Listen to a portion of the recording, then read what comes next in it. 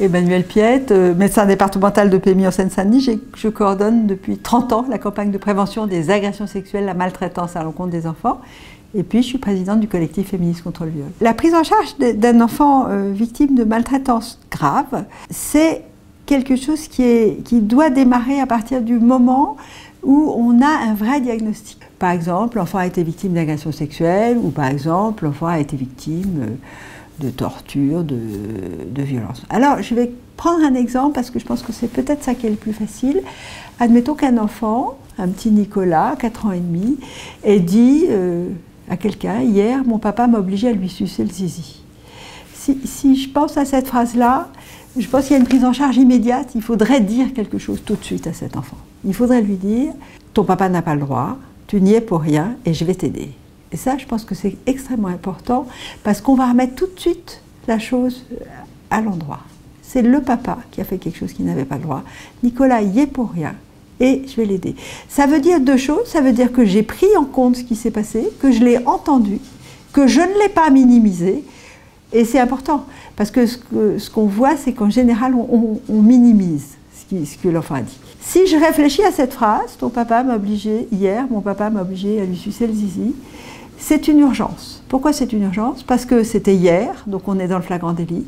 Parce que au fond, mon papa m'a obligé à lui sucer le zizi, c'est une fellation forcée, donc c'est un viol. Et que si je veux trouver du spermatozoïde dans l'amygdale de l'enfant, c'est aujourd'hui, c'est pas dans 6 mois après avoir fait des signalements qui traînouillent. Alors que ça avait l'air un peu anodin comme ça. Et on s'aperçoit, par exemple cet exercice-là, Nicolas, il traîne dans mes stages de formation depuis 30 ans. Quand je demande aux gens de reformuler ce qu'il a dit, on s'aperçoit que c'est atténué la plupart du temps. La plupart des gens se rappellent que Nicolas a dit « Hier, mon papa m'a demandé de lui sucer le zizi ». Et si tu penses qu'il a demandé, peut-être il l'a déjà pas fait. Et du coup, on est déjà dans l'atténuation. Et c'est un exercice très amusant parce qu'on voit que même si un professionnel qui est attentif, dont c'est le boulot, qui est là en stage de formation, eh ben, il a transformé immédiatement, obligé à en demander, dans l'instant, y compris quand il gratte au fur et à mesure. Cette transformation, elle est toujours en atténuation, voire en suppression de ce qui s'est passé. La phrase qui est « Hier, mon papa m'a obligé à lui sucer le zizi », elle a un autre mot important, c'est hier. Hier parce que ça marque le flagrant délit. Si tu l'enlèves le hier, mon papa m'a obligé à lui sucer le zizi, ça peut être il y a 6 mois. La police ne va pas intervenir de la même façon. Donc juste pour dire, entendre très bien, dire très bien, marquer et écrire tout de suite la vraie phrase que l'enfant a prononcée. C'est déjà 3 consignes extrêmement compliquées, difficiles à suivre, sur lesquelles il faut un vrai entraînement pour les professionnels. Je dois m'appliquer à entendre ce que l'enfant a dit vraiment. Me prononcer, ton papa n'a pas le droit, tu n'y es pour rien, je vais t'aider. Après ça, évidemment, c'est un signalement au procureur de la République et c'est un accompagnement de cet enfant. Cet enfant, ce que nous souhaitons, c'est qu'il soit hospitalisé dans un service de pédiatrie formé à la protection de l'enfance. Alors, qu'est-ce que ça veut dire formé à la protection de l'enfance? C'est un enfant pour lequel on va être obligé d'abord de l'isoler de son milieu familial tout de suite. L'hôpital, c'est un très bon endroit pour ça. Ensuite, à l'hôpital, il y a des pédiatres. On va faire un examen complet du corps de l'enfant parce que là, il nous a raconté un viol, mais peut-être qu'il a des bleus, peut-être qu'on lui a arraché les cheveux, peut-être qu'il a été griffé, peut-être qu'il a des marques d'étranglement, peut-être qu'il a des bleus à l'âme, sûrement même. Et donc la psychologue, le psychiatre du service va pouvoir faire un bilan de là où il est en ce moment. L'assistante sociale du service hospitalier va pouvoir recevoir la maman, la grand-mère, etc. pour voir un peu quel soutien on peut attendre de cet enfant. Et il doit y avoir à ce moment-là un complément de signalement.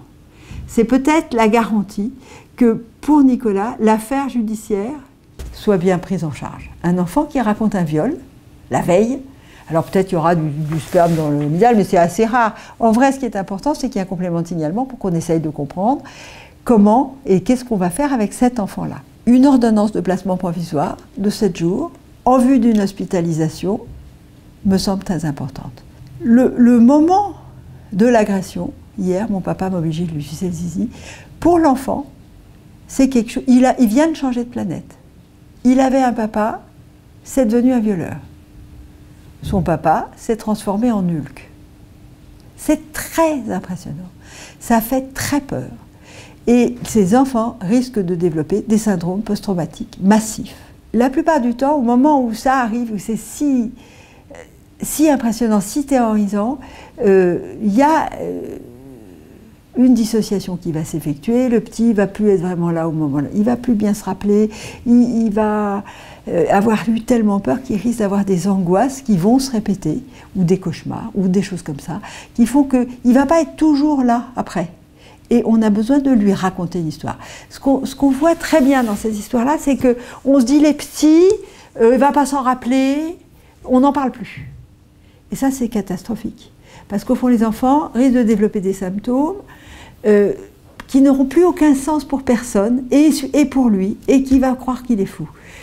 Je me souviens d'une petite jeune fille qui venait me voir juste pour une contraception, et elle m'avait dit je viens chercher la pilule et puis il va falloir m'expliquer longtemps parce que je suis hyperactive, je comprends rien. Et je lui avais dit ça fait 5 minutes que tu es là et tu es déjà en train de te traiter. Et je lui ai demandé si elle avait subi des violences, et elle dit que non. Et après je lui ai demandé si elle avait vu son père taper sa mère. Alors là elle m'a regardée comme si j'étais folle, et en fait quand elle avait 4 ans, son père avait égorgé sa maman. Ça s'était bien fini parce que la maman avait été en réa, ça en était sorti, et puis le papa avait été en prison, et la maman était partie avec l'enfant, professeur des écoles, faire une autre vie, tu sais, comme on dit. Et puis donc on oublie, on ne parle plus. Sauf que la petite fille, depuis l'âge de ses 4 ans, ça faisait 12 ans, de temps en temps, elle voyait des poignards, du sang. Et donc pour changer d'idée, elle piquait la gomme de sa voisine, elle faisait chier, donc on avait dit elle est hyperactive, elle est emmerdante, et donc on lui avait donné des produits, et du coup elle était ralentie. Mais elle avait toujours ses flashs. Et ben, de lui expliquer ce qui se passait, la chose s'est calmée en 6 mois. C'est-à-dire qu'il a fallu refaire ce travail d'explication. Et au fond, je pense que quand on a des enfants qui ont été victimes de maltraitance grave, la première chose, c'est de les aider à élaborer et à faire une histoire de ce qui s'est passé. Ce n'est pas une histoire gaie, mais c'est leur histoire, et il faut qu'ils la rangent quelque part. On a besoin de redonner du sens à ce qui s'est passé. Et je dirais, la prise en charge d'un enfant victime de maltraitance grave, victime de viol, c'est déjà de lui redonner une vraie histoire complète. Alors, ça va être à plusieurs moments de sa vie. Il va falloir tenir compte des symptômes qu'il émet pour ne pas... on ne peut pas le bassiner tout le temps en disant voilà, c'est ça qui t'est arrivé, machin, et de lui répéter tout le temps. Mais à des moments clés de son existence, il va falloir refaire le point sur ce dont il se rappelle, sur comment il l'a métabolisé et qu'est-ce qu'il va faire avec. Il y a plusieurs formes de maltraitance qui vont faire développer chez les enfants des syndromes post-traumatiques massifs qui font qu'ils vont se dissocier ou se faire disjoncter en ayant des comportements à risque, en grandissant, ou même très tôt, des enfants hyper agressifs, ou des enfants qui vont être hyperactifs, ou des enfants qui vont faire des insomnies et faire disjoncter tous les gens autour d'eux, des enfants dont on dit je ne peux plus le supporter, j'en veux plus dans ma classe, etc. Ces enfants-là souffrent de symptômes qui ont à voir avec de la maltraitance grave pour beaucoup, ou bien, et ils ont les mêmes symptômes, les enfants qui voient à la maison de la violence conjugale. Les enfants victimes, maintenant on dit que c'est des enfants victimes de violence conjugale, ils vivent la même chose que des enfants qui vivent de la maltraitance grave et développent des syndromes post-traumatiques dans près de 70% des cas. Donc c'est extrêmement important d'avoir l'ensemble de la palette de risques au moment où on a ces enfants qui émettent ces signaux de souffrance majeure dont on ne sait pas ce qu'ils ont. Donc une prise en charge, pour moi, c'est d'abord reconnaître ce qui s'est passé et le dire. Moi j'avais un test des 2 questions pour les psys auxquels j'envoie des enfants. Et c'est drôle parce qu'en France, il y en a beaucoup qui répondent encore non à au moins une de ces 2 questions, donc je vais les donner. Un enfant te fait une révélation d'agression sexuelle pendant ta prise en charge, est-ce que tu vas faire un signalement? Ça a l'air banal, mais c'est assez compliqué pour un psy de répondre oui, encore maintenant. Et puis la deuxième, c'est je te confie un enfant pour lequel j'ai fait le signalement d'agression sexuelle.